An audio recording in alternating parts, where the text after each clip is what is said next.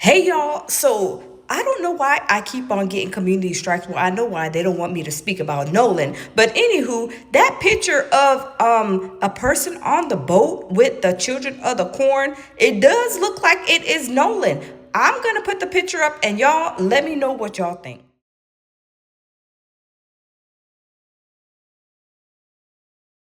If you lied about Jax, if you lied about Warren, we're going to get you. And you're going to be hauled into court, you're going to be held accountable, and it's going to be very painful. And what I would say to the people who have done that is now's your chance. If you want to apologize and retract before you find yourself in court, you should probably do that now. Because if you don't do that, once you're in court, now you just can't leave. You won't be able to get out. Is that a challenge? Because it sure sounded like a challenge, because I have absolutely no problems saying it again with my whole chest. Nolan Wells' friends, actually, you know what? There's someone I can call real quick. Who is calling? Oh, it's the homie. Hey, AB. What it do, boo? I have a quick question for you. What's cracking? If I want to talk about what I personally think happened to Nolan Wells based off the public evidence, that's my own personal opinion and protected by the First Amendment, right? Okay, homie, where it depends, okay? First and foremost, did you say the word allegedly? Or at least make it clear that it's your opinion? Because that's going to protect you. Speaking of protection, you know the First Amendment is mostly about protecting yourself from the government, right? So since this sounds more like a private person-to-person type of situation, I'm assuming we're talking about defamation here, in which case you can still share your opinions, but just use the word allegedly to be on the safe side, homie. Oh, well, let me ask you this. What do you think even are the chances that they will actually sue for defamation? Because isn't it a horrible idea on their part to have those boys get deposed and they go through discovery? Because don't they have to prove their innocence to be able to prove defamation? And then by doing so, won't they create a public record of the civil trial that can then be used as evidence in a potential criminal trial down the road? Okay, and somebody been out here watching court TV. I see you, big dog. Lawsuits are expensive, okay? And defamation lawsuits are not easy to win. So, in my opinion, it is more likely you'll get hit with a cease and desist from a lawyer or whatever so you could take the post down before they really finna try you on a defamation lawsuit. And yes, honey, if you have a defamation lawsuit, there's going to be discovery, and part of discovery is likely going to be a deposition. But yes, a deposition is a legal record, so whatever they say on the record, if it end up going to a criminal trial, it might come out in court. Wait, so we don't have to worry about Officer Tatum and their lawyer literally threatening to sue anyone and everyone who is vocalizing that they do not believe Nolan Wells' friends' accounts and think that they may be guilty? Friend, they can threaten all they want to, okay?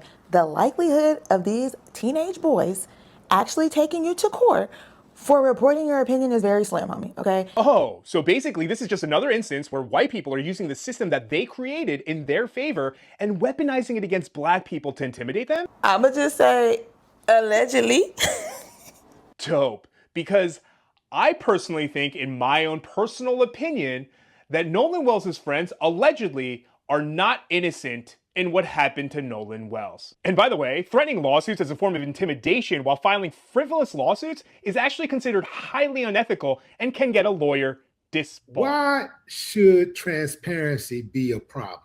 Like, and why on earth would the governor, who said he hadn't even seen the case, he said he wasn't even following the case, he knows little or nothing about it, but he don't suspect foul play? Come on, man. Come on. Transparency should never be an issue. We shouldn't have to have it come to this level of public inquiry to have transparency. That is why the government has issues with their connection to the public because of this lack of transparency. And then you have these connections. There's an adage that says the cover-up is always worse than the crime.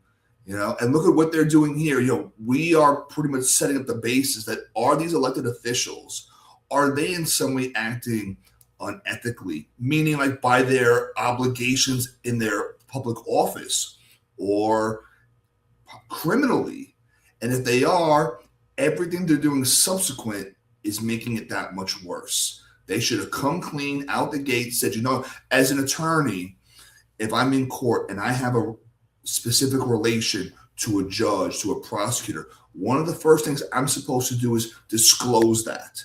And if anyone has an issue with it, they're allowed to raise it and say, Mr. Palmieri should not be on this case because of this conflict, because he golfs with this judge every Saturday. And by the way, he owes the judge $20. Those things should be disclosed because you want to show I have nothing to hide. And if there's a problem, that's legitimate, and you don't get to be a chef in every kitchen. This is very troubling for anyone who has staunchly protected the government officials. I've been very critical on all sides. I said I didn't know enough, and as things develop, I'm very open to changing my position on things. This is a problem. This is why defense attorneys like me exist, because of politicians and elected officials like those. They need people like you, Willie, like me, to constantly attack them and break the system down from the inside out. What should Nolan Wells' parents be demanding right now? I think at this point, I know we've differed a little bit on this. This might be a good basis now to call in the FBI, because you need someone to take over the investigation. It can't just be you, right? It can't be independent investigators. Hey, y'all. So I don't know why I keep on getting community strikes. Well, I know why they don't want me to speak about Nolan. But anywho, that picture of a person on the boat with the children of the corn, it does look like it is Nolan. I'm going to put the picture up, and y'all let me know what y'all think. Guys, on the Nolan Wells case, we have 3 developments here, but one in particular that I think are going to be crucial in giving you the inside baseball. 30 years as a homicide prosecutor, criminal defense lawyer, ran a prosecutor's office, have really done investigations, presented thousands of cases before the grand jury. The 3 boys and their civil attorney. Remember last week we were talking about how they're lawyering up, kind of giving the connotation that they're trying to hide something? Quite the contrary. They went on a podcast again. This one was for about an hour long with this guy, Officer Tatum, Brandon Tatum. And I think that there's a lot to be said. I'm telling you the 3 things that I think you need to look at that no one's really looking at, but are speaking loud and clear. Now, I previously talked about the idea that during the grand jury presentation that there wasn't an arrest. There could have been an arrest, probable cause, an arrest warrant issued before going to the grand jury. That wasn't done. So that's tell number 1. I'm going to get down to the big one in a minute.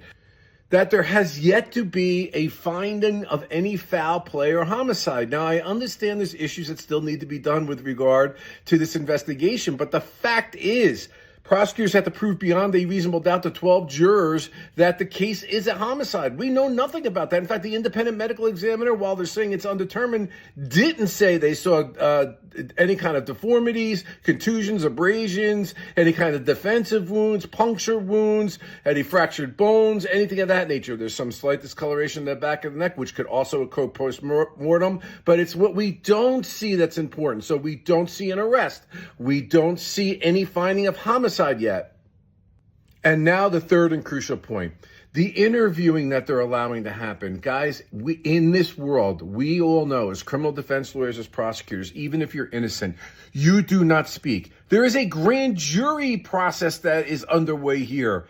So when you stand well, stand still. If you haven't been arrested, don't say anything that could possibly be used against you. But that's not what's happening. These kids are going on the offensive, and they're trying to go to the court of public opinion about defamation as opposed to worrying about a court of law.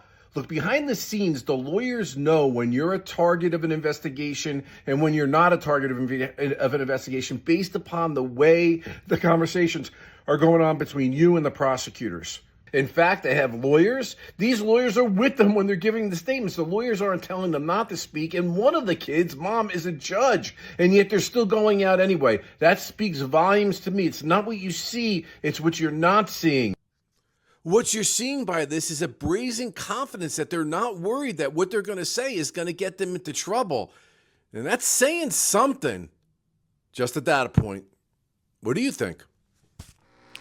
So now they are trying to think that we are going to unhear what we heard on that boat tow. Now, we heard Damn It Bart, but why wasn't Damn It Bart on the interview with the rest of the boys? Why wasn't Trayston on the interview with the rest of the boys? I mean, Warren, he's the one, is he the spokesman of the children of the Mississippi Corn? It seems like he is the spokesman. But where was Bart, like I said? Where was Trayston at? Y'all, these are ringing bells of very suspicious activity and behavior. But y'all, let me know y'all stuff. Hey y'all, so Bart lied and said that he was in Timbuktu on his social media while he was at Horn Island when this situation was going down with Nolan Wells. And now they are saying that the boat tow information and the Coast Guard, I believe it was, documentation was done by Bart. Bart's name is all over reporting a missing person. Yes, reporting a missing person over there in Horn Island. So y'all, if Bart was in Timbuktu, wherever he was, and lied and said that he wasn't at Horn Island, why is he on the missing person documentation from I think this is the MDMC report that I just posted on my page? Check it out. Bart's name is all over it for a missing person. Y'all check it out. Hey y'all, good morning. Happy Wednesday, y'all. So we found out that Bart is associated with what went on Horn Island with Nolan Wells. As you guys know, on the toll call that was called in by somebody on the boat, Bart's name was being yelled out in the background. Warren's name was being yelled out in the background. Wyatt's name was being yelled out in the background. They were saying, Nolan, wake the F up. Is Nolan dead? Did y'all kill Nolan? Nolan's dead, or whatever they were saying. But basically that was letting everybody know that that's when Nolan lived his last seconds, minutes of his life.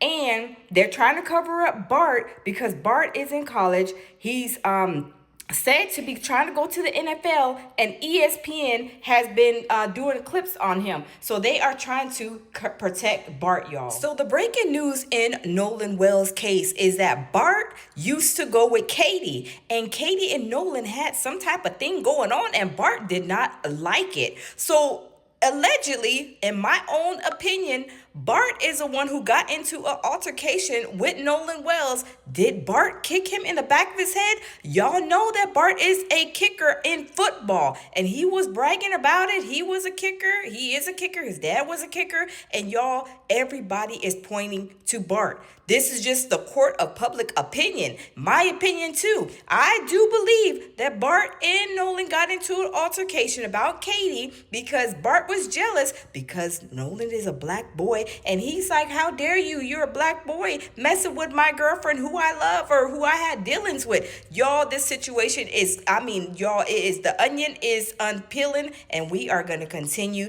to find and seek justice. Thinking, I don't know, like we're going down that I did not know that existed. And if this is authentic radio transmission between the dispatcher and the caller, then certainly this turns it on its head. They're observing him injured, asking if he's dead. Whoever on that call, with the technology we have now, and with interviews amongst the folks who were there, or the phone that the emergency call came from, the dispatcher has that number. Someone can get it. Then you'll go to the person who made the call and say, what did you see? This is real easy if that is the case. So we'll see what they do with this evidence. The fact that there's some audio from the dispatcher where the person calling asks, or in the background, one or the other, asks, oh my God, is he dead?